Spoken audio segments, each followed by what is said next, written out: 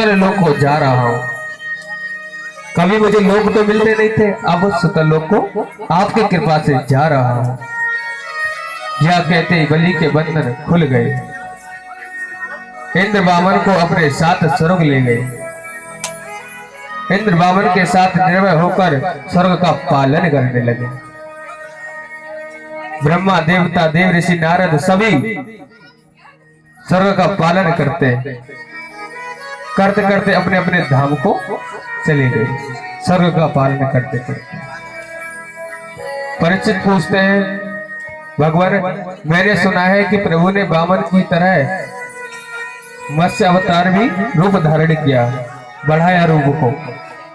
सुखदेव जी बोले, हे राजन, इत्युक्त वैष्णुरातेन भगवान वादराम उवाच चरितं विष्णु मत्यस्वरूपेण यत्कृतम्। साधु तथा धर्म की रक्षा के लिए भगवान हमेशा अवतार लेते हैं। बलि के लिए वामन भगवान ने अवतार लिया, वामन का अवतार लिया। और राजश्री सत्यव्रत के लिए मत्स्य अवतार लिया। एक बार ब्रह्मा को अचानक नींद आने लगी ब्रह्मा जी को। जब नींद आने लगी तभी प्रलय का सारा दृश्य उपस्थित हो गया। ज्यादा हो रहा है यार, बहुत ज्यादा हल्ला हो रहा है। ये हल्ला बंद करिए। ऐसे बात शांति बना के रखो। समुद्र के तीनों लोग डूब गए। वेद ब्रह्मा के मुख से निकलकर जल में गिर गए। उन्हें हग्रीव नामक दैत्य ने हरण लिया। उनका हग्रीव नाम दैत्य हरण कर ले गया। ध्यात्वा तव दानवेन्द्रस्य हयग्रीवस्य चेष्टिकम् दधार सपदि रूपम् भगवान हरिश्वर। भगवान ने तुरंत मछली का रूप रखने वेदों की रक्षा की। एक बार राजश्री सतव्रत केवल जल पीकर भगवान नारायण के निमित्त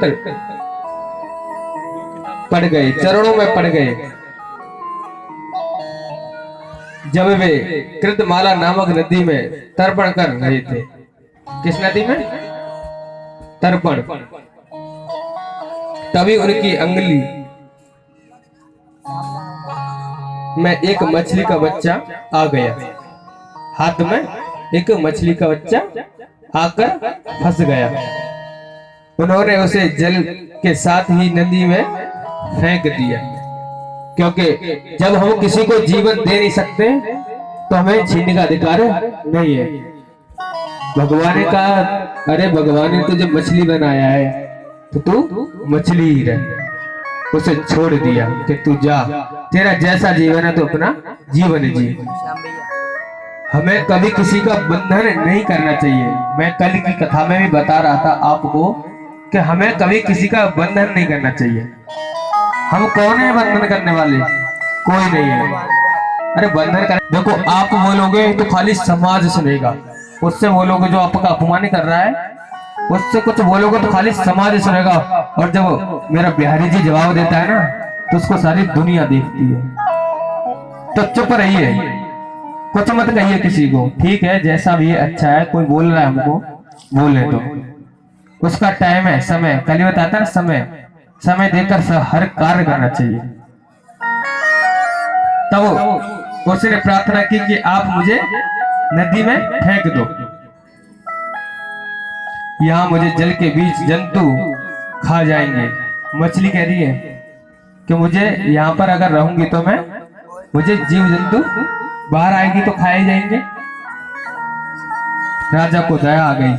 वे उसे अपने कमंडल में रखकर अपने आश्रम पर ले गए। बोले, चल तू मेरे आश्रम पर रहना। बच्चा एक ही रात में इतना बड़ा कि उसका कमंडल में आना कठिन हो गया। मछली का बच्चा जो था वो इतना बड़ा हुआ कि कमंडल में आ ही नहीं रहा है। बच्चे ने प्रार्थना की, राजन यह स्थान मेरे लिए छोटा है आप कुछ बड़ा करवाइए जिससे कि मैं अपना जीवन जी सकूं। मेरा इसमें गुजारा नहीं होता, अब मैं बड़ी हो गई हूं। बोले ठीक है। मछली का बच्चा बोला राजन यहाँ तो मुझे मगर खा जाएंगे। उन्होंने कहा तालाबों में छोड़ देंगे तुझे। बोले नहीं, मुझे तो यहाँ कौन खा जाएंगे, मगर खा जाएंगे। राजा ने चकित होकर पूछा भगवान आप कौन हैं जो मुझे अपनी माया से मोहित कर रहे हैं, अपनी तरफ आकर्षित कर रहे हैं। आप मुझे बताएंगे आप कौन हैं। मुझे आप विष्णु प्रतीत होते हैं। भगवान आपने यह रूप क्यों रखा। भगवान से राजा कह रहा है आपने यह रूप धारण क्यों किया। आपको दर्शन देना था तो उसी रूप में दर्शन दे देते। देखो कभी भगवान किस रूप में दर्शन देते कोई पता नहीं है। इसलिए देखो जब आप स्वयं जगते हो तो एक बार हमारे जी पर कौन बैठती है, सरस्वती जी। हमेशा किसी के लिए बोलना है तो अच्छा बोलो, कभी किसी के लिए बुरा शब्द मत निकालो।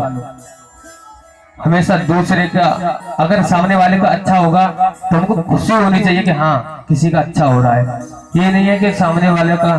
एक पंडित जी थे, उन्होंने क्या किया, एक धूपबत्ती का पैकेट लाए। मतलब वो बहुत परेशान थे, धन धान्य नहीं था उनके पास में, पड़ोसी के पास में बहुत कुछ था। तो कहते ना पड़ोसी पड़ोसी को देखकर थोड़ा तो जलता है। अब ब्राह्मण ने क्या किया, वो भी धूपबत्ती लाया और ठाकुर जी को लगाई कि ठाकुर जी मुझे भी एक गाड़ी दे दो, क्योंकि तुमने पड़ोसी को दी है ना तो मुझे भी दो। अब क्या हुआ, जैसी धूपबत्ती लगाई वो धूपबत्ती उसके घर में ही जाने लगा धुआं। अब बोले अरे ठाकुर जी तुम तो बड़े बुरे हो, उसको सब कुछ दिया है, मैं लगा रहा हूँ धूपबत्ती, पैसा मैंने खर्च किया है और खुशबू उसके यहाँ। ठाकुर जी बोले तेरी भावना गलत है, क्योंकि तू भावना गलत सोच रहा है ना, तेरी भावना गलत है। तूने धूपबत्ती अगर श्रद्धा से लगाई होती तो मैं तेरी जरूर सुनता। तूने तो एक स्वार्थ किया है मेरे साथ में, तो स्वार्थियों का साथ में नहीं देता। तब भगवान बोले राजन आज से 7वें दिन प्रातःकालीन समुद्र में तीनों लोग डूब जाएंगे। कितने समुद्र, तीनों लोकों में कितने समुद्र, कितने समुद्र डूबेंगे परीक्षित जी बताओ।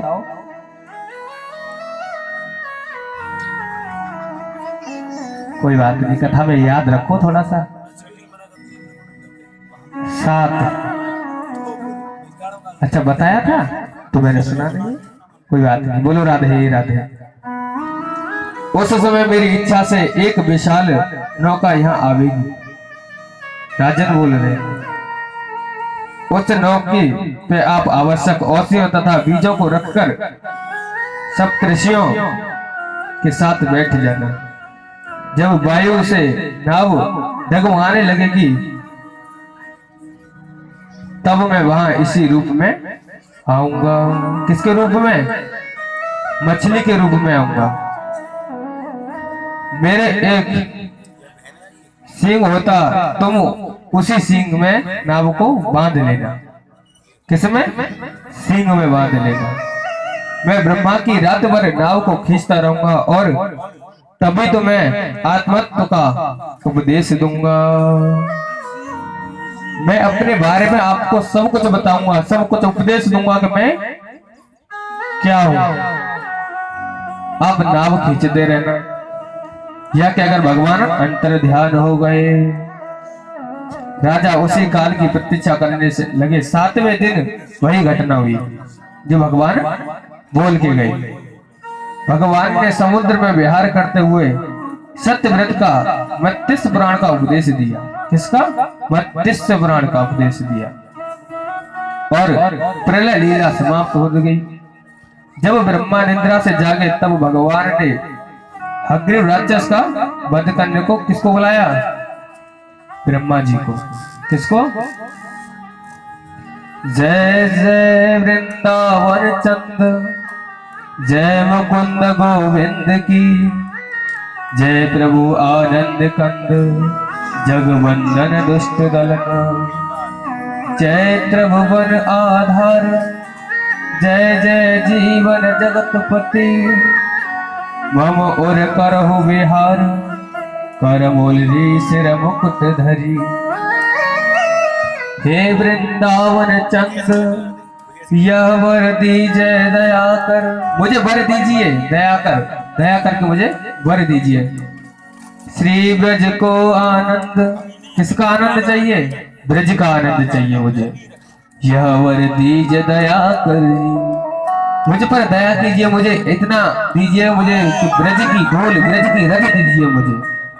श्री ब्रज को आनंद नित्य प्रति में निरखते रहो, ब्रज के मैं गुणगान करता रहो। बस मुझे, कौन कह रहा है? ये मछली कह रही है, मुझे इतना ही दीजिए कि मैं ब्रज का गान करता रहूं। शीश मुकुट उर्माला संग राधा वाधा हरण, या छवि सौनंद लाल बस हो सदा मेरे ही। मैं तो यही चाहते हैं कि मेरे कन्हैया का मुझे दर्शन होता रहे, मेरे हृदय में आकर मेरे कन्हैया बस जाए। बोलो वृंदावन बिहारी लाल की जय। राजा परीक्षित पूछते हैं, भगवान अब आप कृपा करके इनके वंश का विस्तार पूर्वक वर्णन करें। सुखदेव जी बोले, श्रेता मानवो वंशा,